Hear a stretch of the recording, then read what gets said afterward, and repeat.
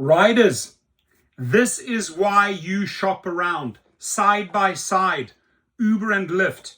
You're about to order that trip, and drivers need to pay attention to this, right? You can quickly, if you position yourself somewhere and you use your location and you actually go from your driver app to your rider app and choose a location, for example, LAX, you don't even have a client yet, you're just checking out the prices. And if you put them side by side and you get your figures for X and your figures for XL, you can quickly see who is paying more at that moment for that trip.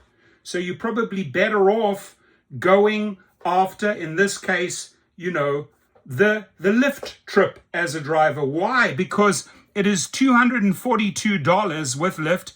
It's $159 on Uber, that specific trip. What does that tell you?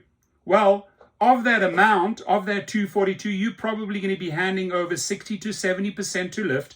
On Uber, of that $159, you're going to be handing over 60 to 70% to Uber. But for riders, where it makes total sense, look, you're looking at savings at the end of the day, no brainer, right? You are going to go with the Uber one on this one.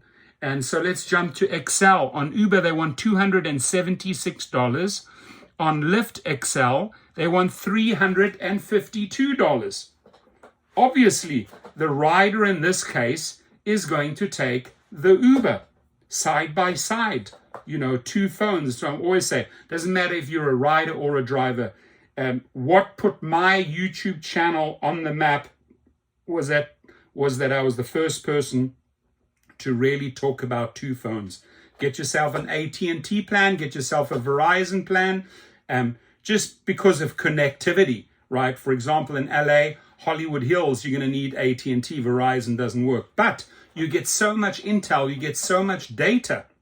And it works both ways, side by side. For a rider to have two phones, you are quickly, and I mean, obviously you can toggle between two apps, right? You don't, but for a driver who has two phones up front, like I checked in with Dominique, the driver, the other day, you get to see what is going on real time and you're not too distracted toggling between apps while you're driving. Now, if I just dropped someone off and I quickly want to see who is pricing what, and I choose, let's say I'm in Hidden Hills or Calabasas and I choose LAX as the destination, who should I go with?